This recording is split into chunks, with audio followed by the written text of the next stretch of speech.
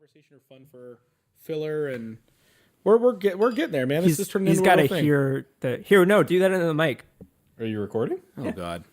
Just assume we're always recording. That's the sound of beer. Which one is this one? This is Brewery Teru Filmishmish. What kind of notes are you getting, Jeff? Yeah, tell us about the nose, fucker. Be careful pouring more because there's sediment in the bottom. There's that yeast. There's that yeast sediment. You gotta be careful with that yeast. He literally has his nose in his glass. Oh yeah, fuck yeah.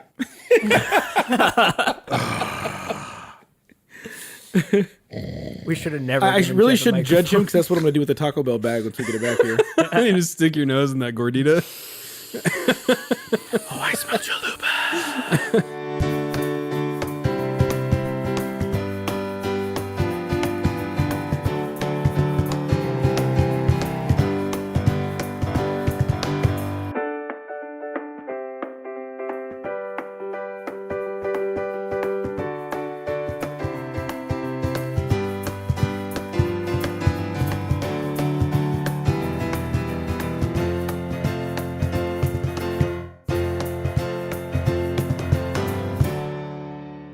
Hi everyone, welcome to episode 4 Of the Unreasonably Angry podcast. My name is Eric, and I'm Gary, and tonight we have a special guest with us, Jeff, who gets just as, or if not more, angry about things as we do, and it's always entertaining.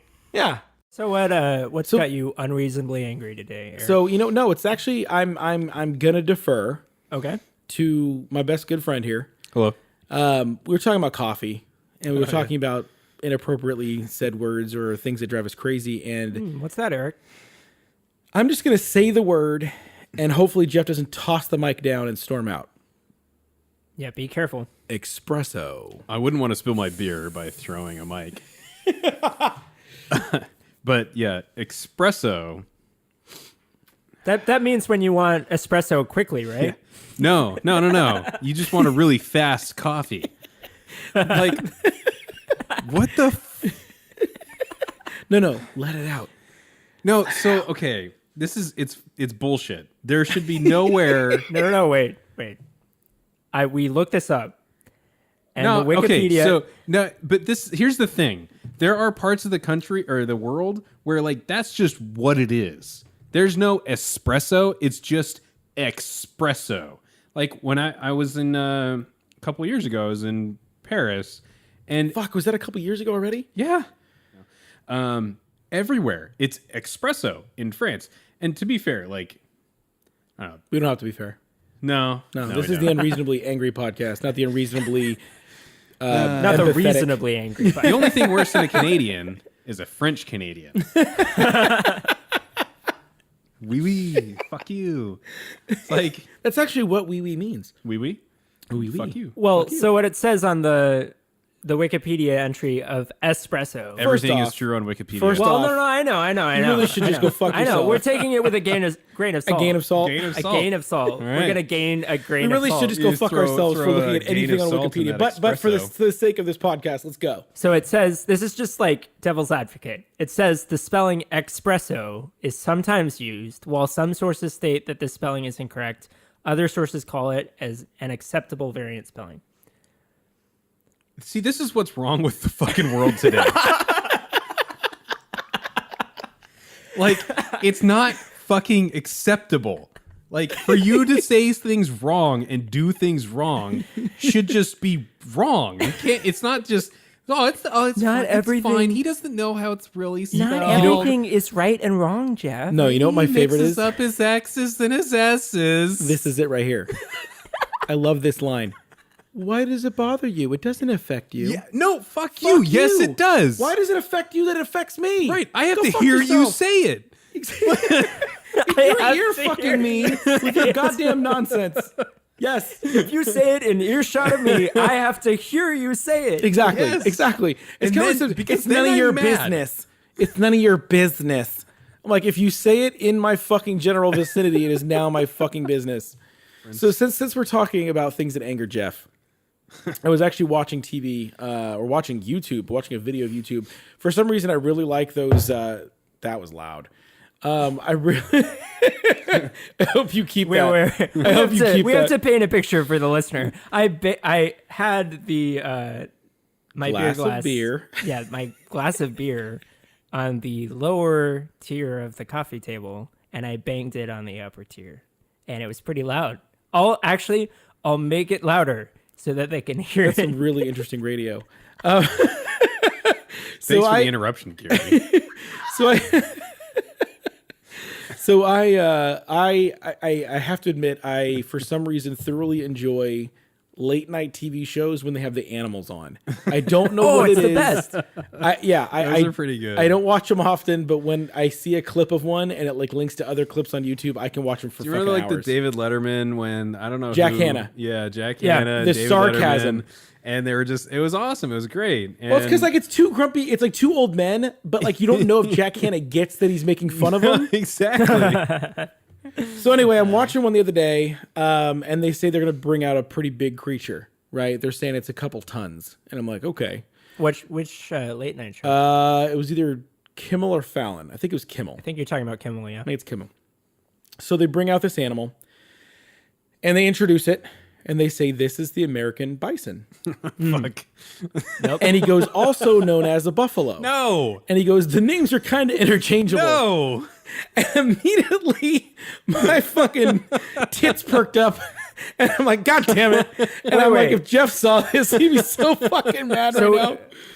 It's a bison. American bison is different than a fucking African buffalo. Okay, so I'm actually learning something here. I didn't know this. No, that's it, it's not a there are no buffalo in North America. People try to call it an American buffalo, but it's actually a bison. So the American bison. So there's a different thing called a buffalo. It's Yes. not a It's a bison. water buffalo with the curly horns Oh. and We don't Okay. have buffalo here anymore. They are now gone But- because white men came along and fucked that whole thing up. Well, for the sake of argument, is the water buffalo related to the American bison in any way? No, that's a water buffalo mean- versus a bison.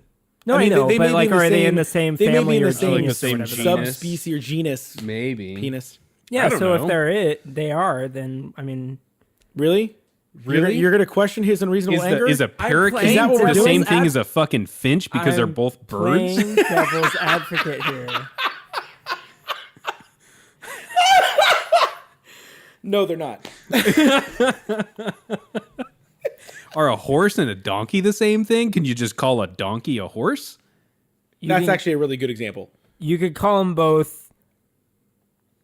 I don't know. What could you call both of them? Yeah, what? Yeah, A please tell us. what the- four-legged, long-necked, tailed animal. Well, yeah, that's pretty close to calling something a buffalo. It's not a buffalo. Jesus. All right. Yeah, when I never go, mind. no. When I go to a restaurant, I'm gonna go find myself a place that has a long-necked, four-legged, tail-having burger. Yeah. No, you go you've in had and a you horse get a burger before? bison burger. You don't get a goddamn buffalo burger because it doesn't exist. I mean, it might. It might. Yeah, go to Africa and check if they have water buffalo burgers. They probably do. Yeah. Realistically. The one that's been getting me honestly lately, and I keep hearing it. I don't know why I keep hearing it. I keep hearing the word escape. Oh God. When you seem like a pretty intelligent person who uses most words correctly. So, yeah, that's the thing that gets me is like I'm talking like we're having a normal conversation and then you throw in this just like mispronounced garbage word that I'm just like, what? Who are you? Yeah. It's like you're playing The Sims and like your like dislike meter goes down 3 notches and you're like, yep, you're a fucking idiot. Well, And it really, realistically, shouldn't matter that fucking much, but it does. It were- fucking does. we were talking about this last time. I think the way that it starts is that someone an actual stupid person misuses the word, and then an average smart person will pick it up. Yeah. And then an average smart person will pick that up in the wrong context and be like, "Oh, that's what that word means," and then they'll use it in the wrong context, and it's like a vicious cycle of stupidity. No, the problem is that nobody fucking gets corrected. Oh yeah, 100%. yeah. Because you can't. Is you can say something stupid and the guy that knows that you're wrong is just like, well, I don't want to hurt his feelings. I don't want to offend them. I don't know. Well, that's the thing is, I I understand. want confrontation. If you don't want to call somebody out in front of a group full of people, if you're like, hey, you know what? You said this thing wrong in front of 9 other people. Way sure. to go, idiot. Yeah, I mean, I get that. But if you're like, hey, dude, like, I like for me, if I respect you guys, if you guys said, hey, Eric, you keep saying this word, just so you know, it's actually pronounced this way. So I mean, for me, I don't mind being corrected. Like, again, it's just a matter of the situation that you're doing it in. But to your point, we live in a society now where you're not allowed to criticize or question some of these things because they take it so personally. It's not a personal thing. Like, you're saying something wrong. Like, you're doing something wrong. It's not a life choice. It's not something you were born with. Like, it's okay to grow and not be an idiot. Like, there's... Well, speaking of someone of that part of the generation of that speaking as someone from that generation that does take things to heart like that and takes things really personally, really quickly, like where do you think that came from? Like, I don't really know. I think it could be... I mean, realistically, it could be people that got bullied in an actual bullied fashion the generation before. And so they were so bullied that they almost created too much of a safe space for their kids. Almost too much. So the parenting. Exactly. So if you think about it, like, we didn't really think about like nut allergies, right? Like, nut allergies are a big fucking deal. And don't get me wrong, I don't want kids to have a fucking reaction and spaz out and get hurt, whatever. It's not what I want. But if we look back 20, 30, 40, 50 years, things weren't the way they were. Now, a lot of people can go, well, it's just because we didn't know yet. Sure. But now there are people that literally won't give their kid peanut butter because they're so scared that their kid could be allergic that they don't realize they could actually be developing an allergy because the kid's never trying it. Right. We were told by our doctor, give your kid peanut butter as soon as they start eating solid foods so they get used to it. They develop the ability to fight off that allergy. Yeah. And so it's a small example of that, but if you think about it, if you grew up and you watched people get bullied, or you got bullied yourself, or you knew someone who got into a motorcycle accident, those people who knew someone who got into a horrible motorcycle accident immediately go, you're not allowed to drive motorcycles. Why? Because I knew someone who died once. Yeah. Somebody somewhere had died. Okay, don't drive a car. And I may have just pissed Jeff off. We can come back to that. But that's kind of that thing where you take your fears and you force that on someone else. And so what happened is I don't want my kid to ever be bullied. I don't want my kid to ever be questioned. I don't want them to ever have adversity. And the thing is, I understand that in your heart of hearts, you're trying to do something noble for your kid, but you're really fucking that up. It's like you never want your kid to get sick. Yes, I understand it sucks when your kid's sick. If they're crying, they're sniffly, or they can't sleep. But the truth is they need to get sick to develop antibodies, right? So it's the same thing. If the kids are if you don't ever joke around with them, if you're not ever sarcastic with them, if you're not able to criticize them, they don't ever know how to take that criticism. Then they become an adult and they've never been criticized their whole life. You know, you get a fucking trophy for getting 4th place. They're used to winning. They're used to things just being the way they are. So when somebody finally puts something in front of them and goes, well, actually, you're wrong, they don't know how to handle that. So it's really a disservice. So I don't know. Maybe that's a fucking crazy theory, but that's my fucking theory. That's why with my kid, I'm already sarcastic. When she falls down, hey, you fell down. You're good. You're good. If you need to cry, cry. Yeah. That's it. Yeah. I'd love to hear Jeff's take on this, but he's too busy logging his beer into Untappd. Yeah. It's important, man. Yeah. Gotta take them brews, bro. What about you? Where do you think that started, or where do you think that developed from? Yeah, I mean, like, the whole let's accept everybody thing. I don't know. I don't really feel like I'm trying to think back. Like, did I feel that way in school of where just like everything was like you won everything? And I don't really feel that way. Like, I don't. And like even in sports and stuff, like we do like end of season, you know, we play soccer. Our team was awful. You know, you'd go stand on the field for an hour every Saturday. And then, you know, at the end of the season, you get like a pizza party and like a little trophy. It's like, oh, you participated. Yeah, we got those, but it didn't feel like you won anything. Yeah. That's why like the participation trophy thing, like it's a valid argument of you shouldn't give people awards for failing. Yeah. Mm-hmm. But at the same time, like the way I took it was like, well, I made it to the end of the season. Like I went and stood on the field every Saturday for like a full season. So I get a little tiny trophy and some pizza. That was cool.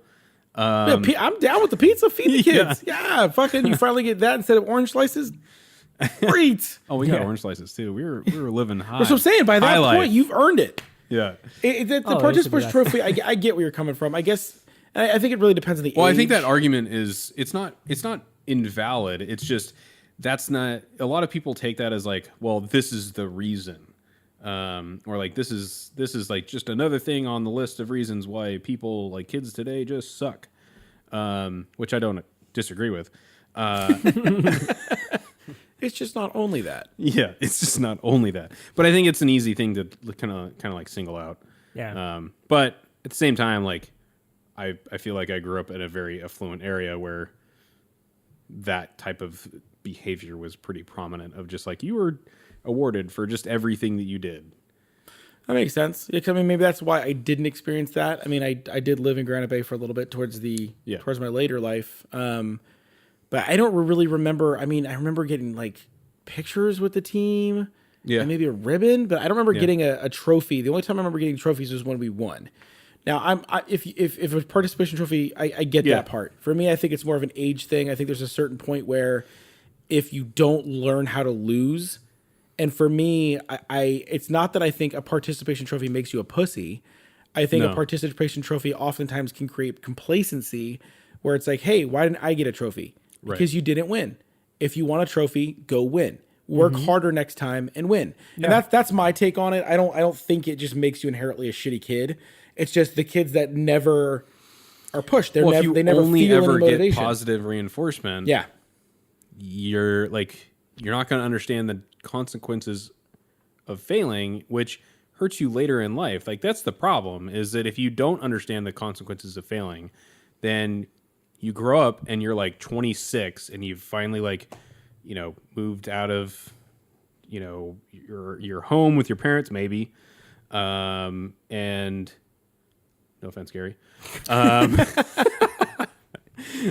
But you have to like, well, this is my life. I have to work and succeed. And if I don't, I just get jack shit. Yeah. Well, so there's like something that I struggle with is a balance between like what you're talking about, like understanding that there's consequences and that you'll have to work hard to get something that you want, and the idea that you can do anything you want. But like, you can't. Well, exactly. So like that's the balance. Is like you have to be like kids growing up have to, like, especially nowadays, have to realize like you won't be able to do anything you want. But like the farther you want to go, really the harder you have to work. And like True.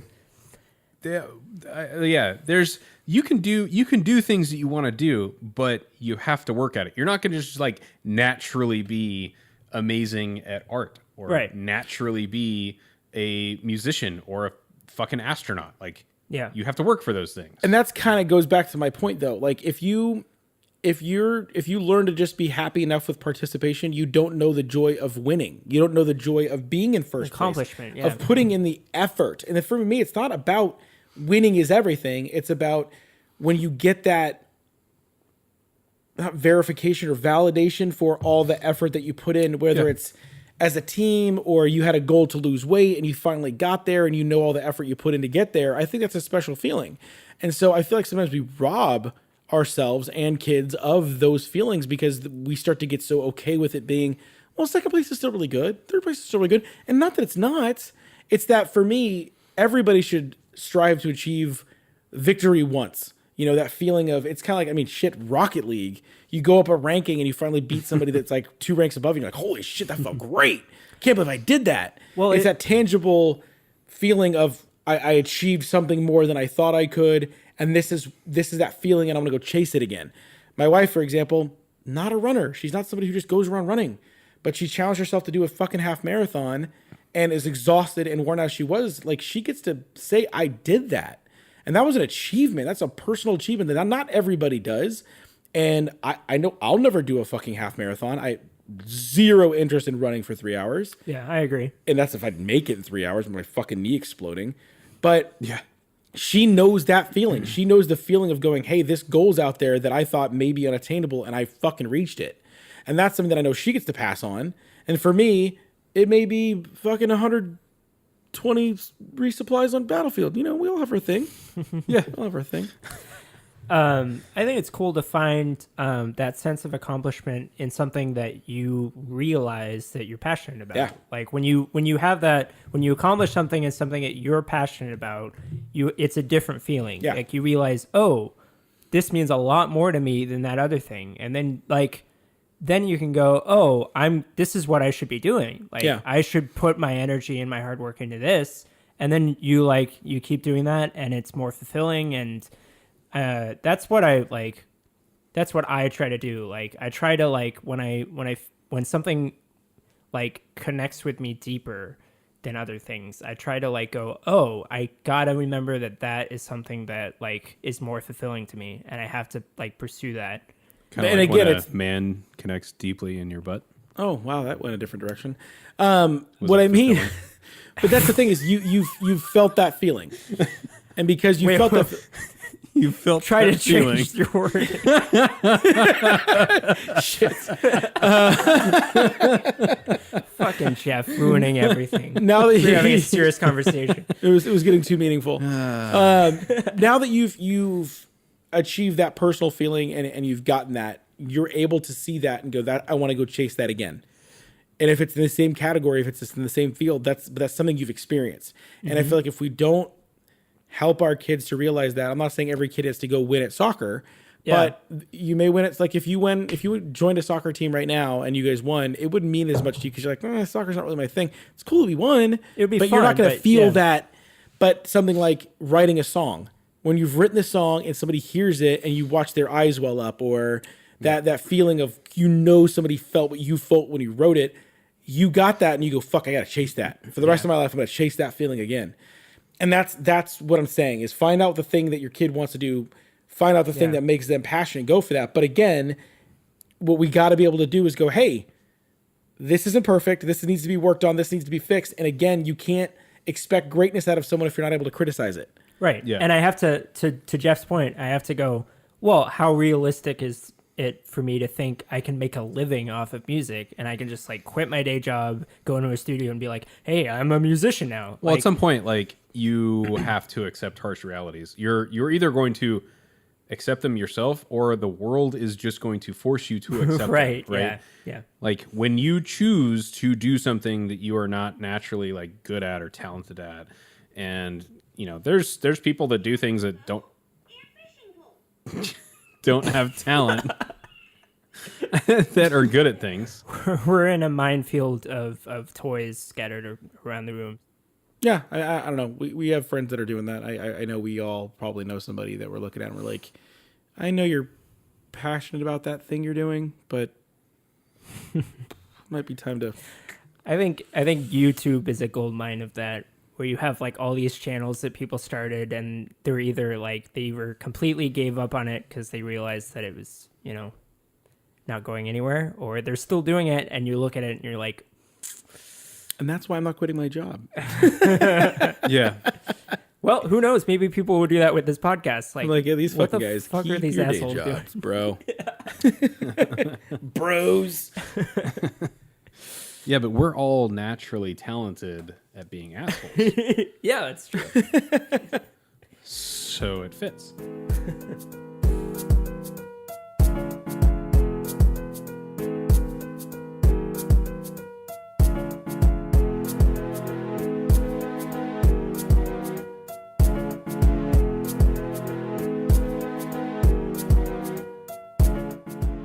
So we had a lot of fun with Jeff this episode, and we had a little time left over, so Gary and I wanted to include this week a little bonus, a review. Gary, what are we reviewing this week? The Walking Dead season 7. Yeah, so we'll wrap up our feelings on that and things that we like, things that pissed us off, and Plenty of feelings on that season. Probably the most polarizing premiere of any TV show ever aired. it's definitely like- up there. Yeah. It seems like you either didn't like it, or really didn't like it, or stopped watching the show. It's pretty much the vibe. Those I are got like from the most 3 people. levels of. Yeah, well, I a lot don't of people know just thought if- it was over the top. Yeah, I don't know if I've seen anyone like defend it. Like, Yeah, well, I maybe mean, a few hardcore fans on this subreddit. well, the but- point is if you're the guy who read the graphic novels or comics or however you want to refer to them, and you were like, oh, it matches a lot of what happened, you have to appreciate that. Then they you can go, okay. But most people that watch the show, I think at this point aren't basing it just off that. They're kind of figuring it's its own thing. Yeah. And it was so far beyond what they would normally expect, even for a pretty graphic show. Right. And I think that's just where people got kind of, you know, and again, we're talking about a show here where they kill off enough people, but not usually multiple main characters in one episode. And if your defense is, oh, it happened in the comic book, it had to happen, it's like, I would say, yeah, sure. But it didn't have to be a cliffhanger at the end of a season and then start at a premiere. Because the problem, what happened, and we talked about this when it came out, is that you built up all of the tension and the energy going into the finale, and then you lost it. Yeah. And they it did dissipates kinda- over yeah. that huge break you have between the finale and the premiere of the next season. Yeah. And then when you're in the premiere of the next season, you're expected to just pick up all of that energy again and jump right back into it. And then it's not as effective. It wasn't as effective. And I wasn't as like impacted as I could have been if it had actually happened without a cliffhanger at the finale. And I think for people like you, I think the Abraham death, and I would assume if you're listening to our podcast and you are listening to our reviews, you understand that we are going to play the we assume you've seen it rule. Spoilers, Yeah. you know, It'll be beware. a good 30 seconds before we say any spoilers. So if Yeah. you're continuing to listen to us Exactly. talk about it, If then- you hear us start with, we're going to review The Walking Dead. Oh no, I haven't seen it yet. Yeah, just Yeah. press pause. unless Go there's watch it some and come back. crazy scenario where you can't get to whatever is playing the audio deposit. Anyway, I imagine it'll be a little different this summer with Game of Thrones. Not to get off topic, but Yeah. Game of Thrones will probably review weekly, so it'll be a little different. yeah. But anyway, so Abraham's death, yes. I think most people actually were happier that it was Abraham and not somebody else because he was an important character, but he wasn't somebody that people had been attached to for a long time. Yeah. I think the Glenn death would have really fucked people up if it had happened in the season finale the year before. I think the problem was they toyed his death halfway through the season before. Remember where he was underneath the zombies? So you're like, oh, That was yeah, and people got mad, and it was like, and then even like so stupid. exactly. So if you had killed him off at the end of last season, I think it would have been more impactful. If he would have been the death that you were waiting all season to find out, you might have even been more affected. But for it to be Abraham, and you're like, oh, okay, like it sucks, and then oh, now Glenn's gonna die. I think people were just like, well, fuck this. Like this isn't this And sucks. you're like you were talking about, the violence was, I mean, we've seen, it's a violent show, Yeah. and we've seen plenty of violence, but the difference is we've seen a lot of walker violence. Yeah. People who are already dead and we Yeah. don't care about. But when you see someone who you've been watching, a main character you've been watching for how many seasons? Yeah, 6 he's been there since seasons. day one. Yeah, 10 Yeah. seasons. Or 6, yeah. And you see him Did his fucking eyeball come out? Yeah, it was just awful. It was awful. Well, and I think there's a level for people like myself and you. I think we watch enough horror movies that it's not the gore that really gets us. It's the people who are more casual who've started to watch the show that don't normally watch things like that, but they kind of make an acceptance or an allowance for The Walking Dead. They're like, okay, it's a little more violent than I normally like, but I like the show. But that crossed over into like those people are like, what the fuck? It crossed from violence to trauma. Yeah. Like traumatic Yeah, violence. yeah. Like it wasn't just like shocking. It was like actually repulsing. Like I looked away from the screen. And now because that I didn't think wanna back, see it. Abraham dies, Glenn dies, Rick's put through the damn ringer for 25 minutes out in the fucking middle of nowhere. Then he's threatening to cut his kid's arm off.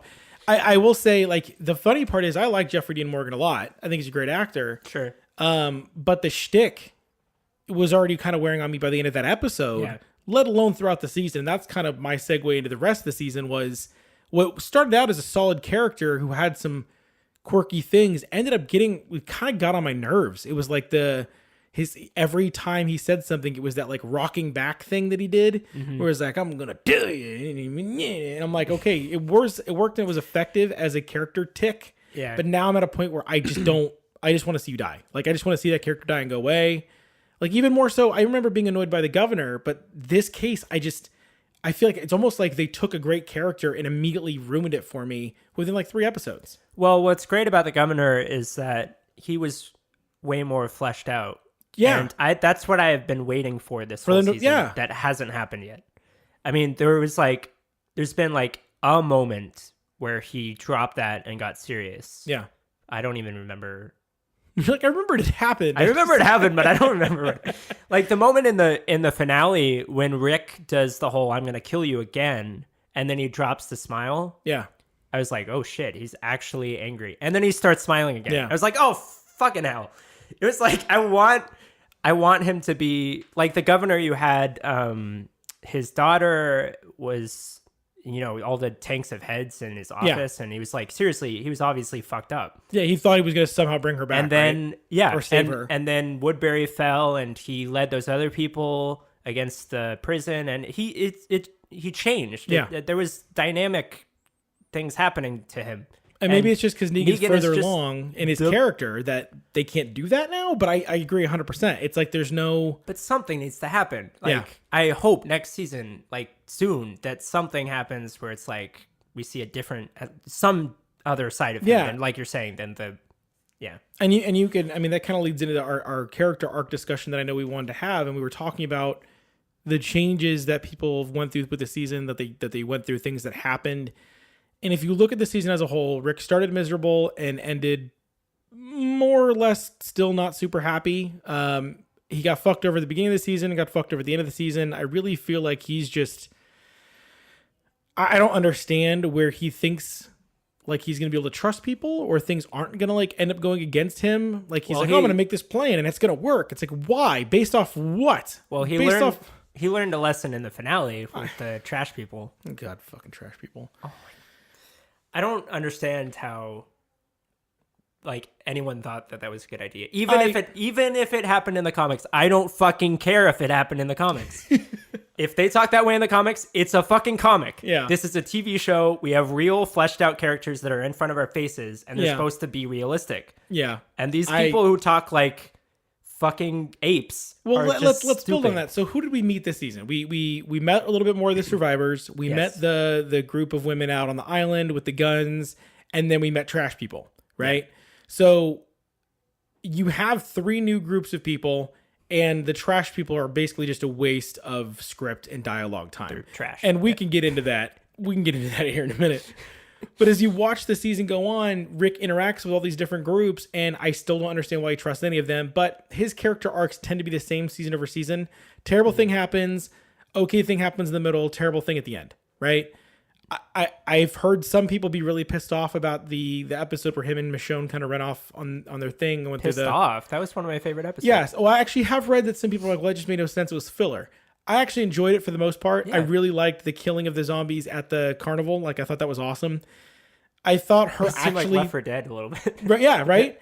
I thought it was a little weird that they actually tried to make it seem like Michonne actually thought he was going to die. I'm like, if they're going to kill Rick off, is this really how they would do it? Now, obviously, she's not watching the show. But I was like, do you really think that's... I heard someone talk about that, and they were saying if you think that you were supposed to think that Rick was going to die, you're an idiot. Yeah. Because really, you know that that's not going to happen. Yeah. So what you're looking at is Michonne thinking that he's going to Yeah. die, and that I think that I don't necessarily think it was a great moment, but I understand the point. It was that Michonne realized and Rick realized that there's still like Still a a threat. lot at stake. Yeah, I get and that. and that anyone can still I die just- in the universe. I don't know. Maybe for me, it felt too long because I'm like, Yeah. in this situation, you've seen him get out of these a million times. Right. I mean, it was cool seeing her basically abandon reason and just try to get to him. So I guess it was cool to watch that with her. Yeah. She's actually become one of my favorite characters. I think she's awesome. Like she's always just been a badass with a sword, but a katana. But really watching her develop a sense of humor, find love. Her wall has kind of come down. Like I've actually really enjoyed her character as a whole. It's not just a caricature. Right. I felt like for a while there it was like angry face, sword cutting for you know? 3 seasons. Yeah, so it was nice to it's nice to see she's her really be. she's opened up a lot. And honestly, when I first saw them get together, I thought it might have felt a little forced, but it actually kind of makes sense. Like it actually makes sense to me now, where I'm like, Yeah. it makes sense. Like after a while, you two being together, you two are strong, you two are leaning on each other, and they found that thing. Yeah. We get a little bit more from Tara this season. I don't really like her. Yeah, realistically, when she went to the island at first, I was like, this is why are we wasting I our have time? to confess, I skipped that episode. The one where she went to the island? The reviews came out and I looked at them and was like, that was the point where I was still teetering. Yeah, Because on it was watching the right show after anymore. after Yeah. the premiere, I was still like, I don't know if I'm going to keep watching this. Yeah. When I read that, like, they did, with a character I don't always already like, Sure. like they did a whole episode where it was just her and this new group. I was like, Do you know who she is? what do you mean? Like who the actress is? Do you know who she is? No. You know Hyde from that 70s show? Yeah. That's his sister. Really? Yeah, she's also the sister of the oldest brother from Malcolm in the Middle, Oh, I knew this, actually. and the guy on Last Man Standing, the like super liberal guy Yeah. that's married to the oldest sister.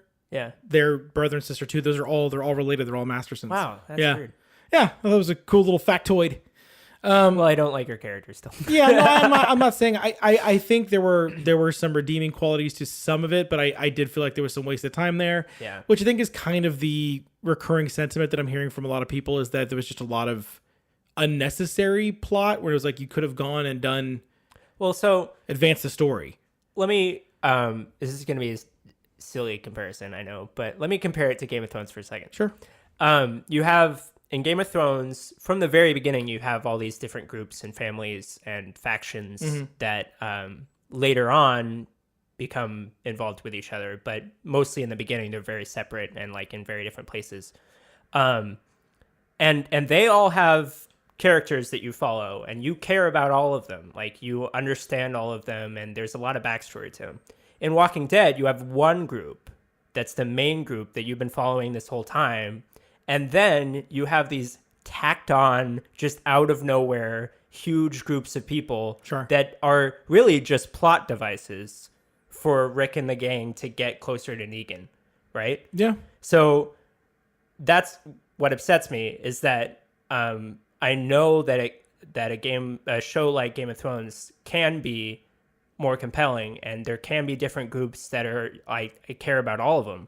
But in Walking Dead, you have just the main one, and then these other ones are just like shallow, like the garbage people. They're basically just the best way to Written in little like the only thing in Game of Thrones that I can say that compares to how you're feeling about it is the Sand Snakes.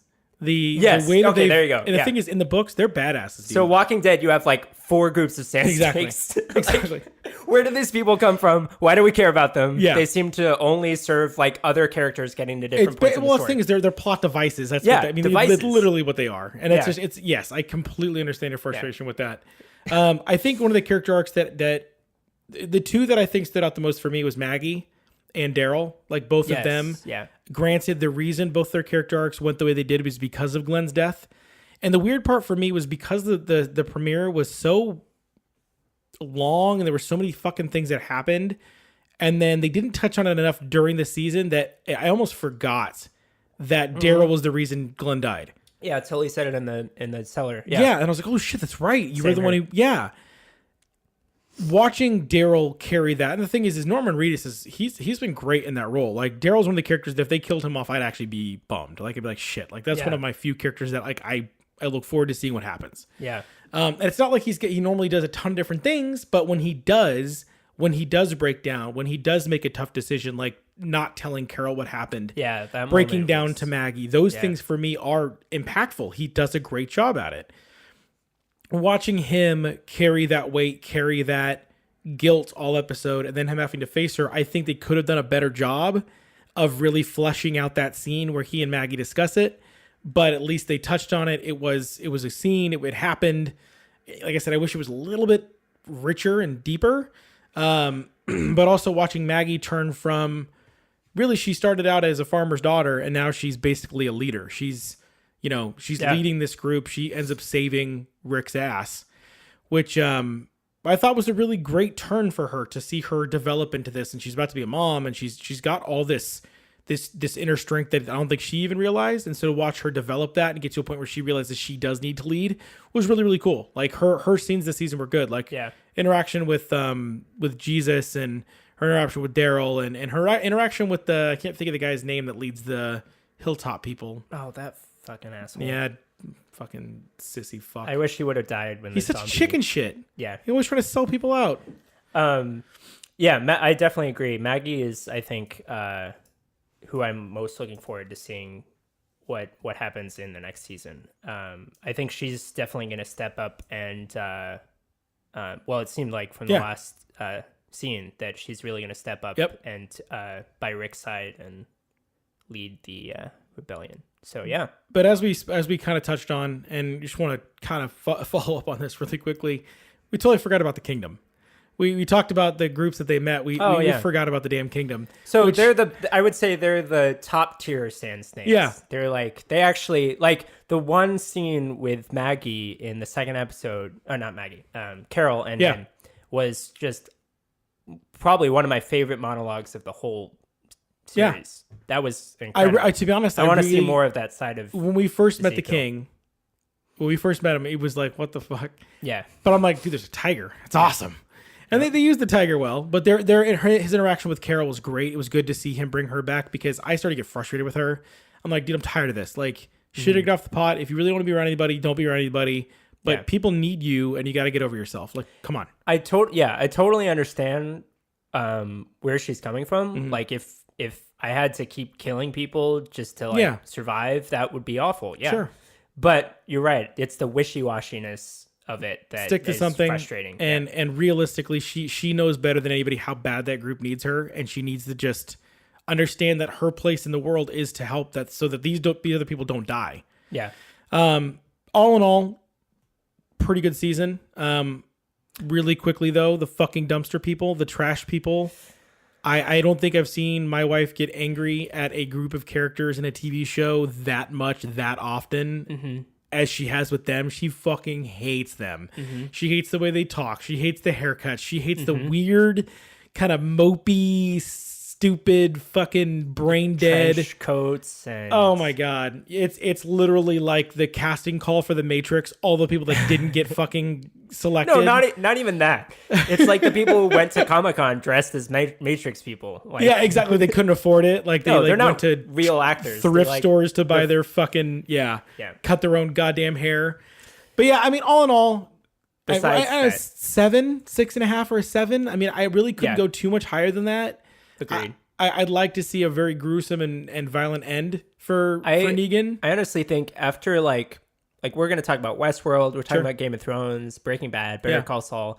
After all of these amazing shows, I have to say Walking Dead has to be the most mediocre show that I keep watching. That's it. For some reason, I keep watching, hoping I don't because know why. every time I'm about to give up, something happens where it brings me back, and I'm like, all right, let's see what happens. That's what's most next. frustrating. It is just the quality is inconsistent. Yeah. Like there are quality moments, but there are shit moments. Yeah. It's like, why?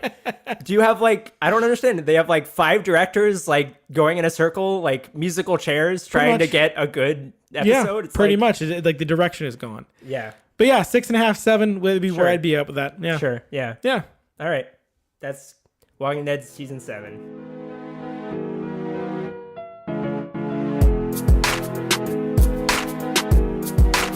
That's episode 4 of the Unreasonably Angry podcast. My name is Eric. And my name's Gary. Hope you enjoyed this this week. Yeah, don't forget, if you have any questions, comments, concerns, topic ideas that you'd like to share with us or have us discuss on the air, reach out to us at unreasonablyangrypodcast@gmail.com or hit us up on Facebook. Or SoundCloud. They got those you've seen those timed comments? Yeah. People could find one sentence that I screwed up and go, "Hey, Gary's an idiot." Yeah. Right at this minute marker. Yeah. Yeah. Oh, Perfect. please use that. Yes. So absolutely. until next time, my name's Eric. And I'm Gary. Stay angry, fuckers.